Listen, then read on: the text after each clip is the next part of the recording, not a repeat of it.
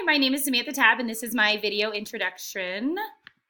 So about me, I have a couple loves of my life. Kendall, who's 8, Peyton, who's 4, and then Jameson, who's 5. I also had to add Taylor Swift because I am obsessed with her.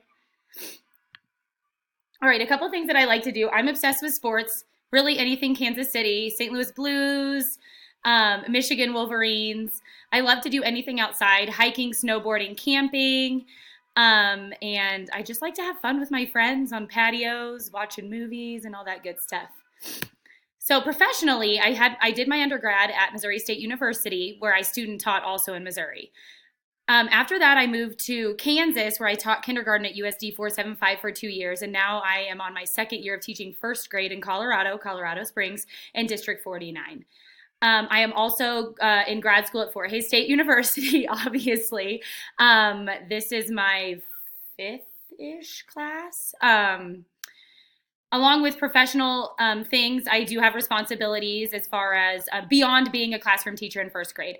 I am on the math task force for the district. I am a new teacher induction committee member. I am a PBIS implementation. I am on that team. And then I am also on the social committee.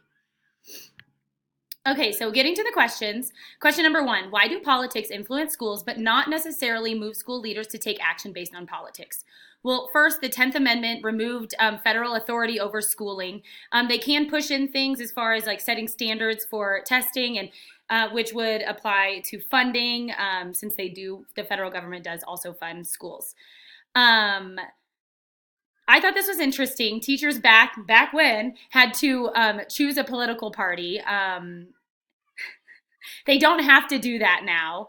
And then also, whether we want to admit it or not, there are politics still in the schools. But also as a professional, it is important to recognize and adopt our professional and civic agendas to ensure success of everyone in the building. So number 2, why did standards focus outcomes and seemingly split the work and skills of a professional from the knowledge and wisdom of that profession? Well, first, they came up with the standards based on research, and in that turn, they thought about the success of all students. Different thing about standards is that they tells you what to teach, but not necessarily how to teach it. It still gives the teachers the autonomy to put their own personal flair in their classroom as long as they're meeting the standards there. And the standards came from knowledgeable and wisdom people within the profession for the most part. There are people who had their hands in the pot there, but I would like to think that they collaborated with professionals when coming up with the standards outcomes there. All right, so the next one, did I totally skip one? I did. Okay, so number 3, why the standards evolved to explicitly call for school leaders' direct action. So I do know that school leaders know the standards. They know how they're important. That is something that we have to teach based on a state by state. They know that the standards are a scope and sequence, a knowledge ladder for success in later grades. The building leaders also know the needs of their students, teachers, and the community, and they want success within their building. So that's how they evolved, and that's why they're important. Okay, number 4, why school leaders must become political activists on behalf of their students and families. So school leaders, they know the whole picture of their building. They know the needs of the building. They know students in the building. They know what professional developments that teachers need. With that said, they also know, for the most part, unless they're a new principal, but surely they would have someone to lean back on, the research for success within the building. So what has worked and what has not worked. But they also know that they have rules, laws, and regulations that they have to follow.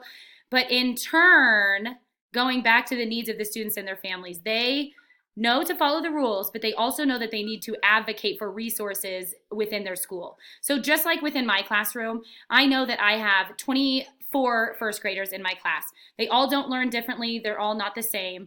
So the needs of my classroom might be different than the needs of Ms. Jones's classroom down the hallway.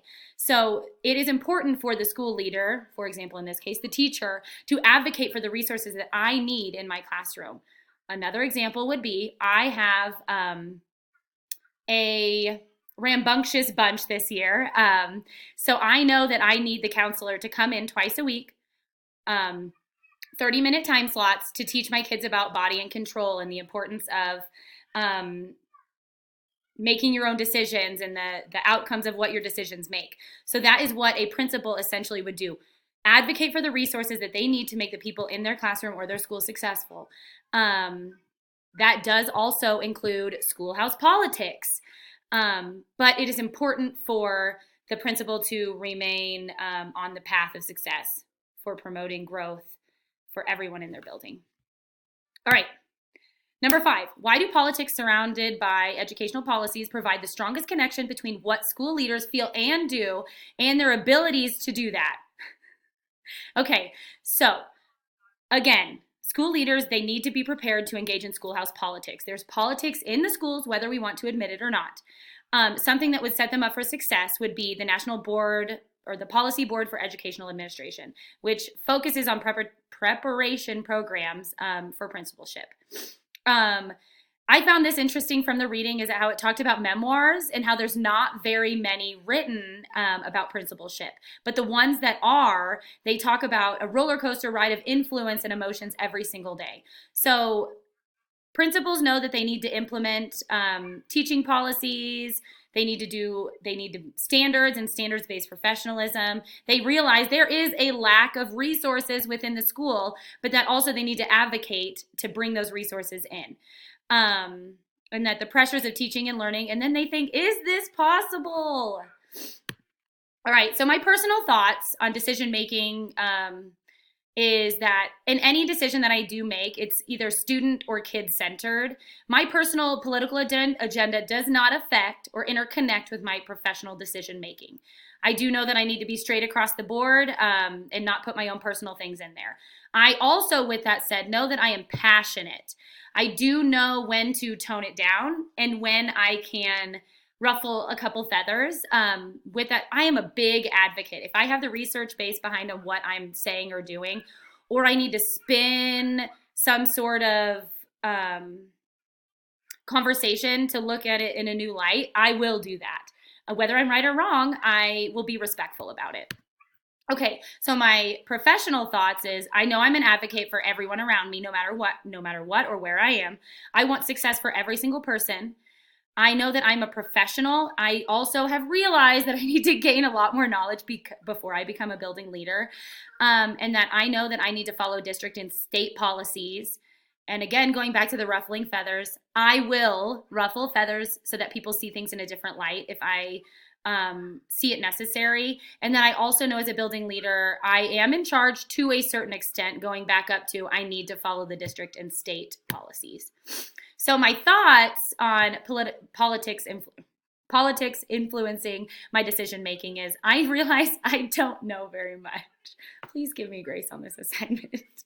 But a quote from the reading would be, politics is only a zero-sum game if the focus is on accruing power rather than combining collaborative forces or distributing or sharing power. So as a future building leader, I do know the importance of delegation.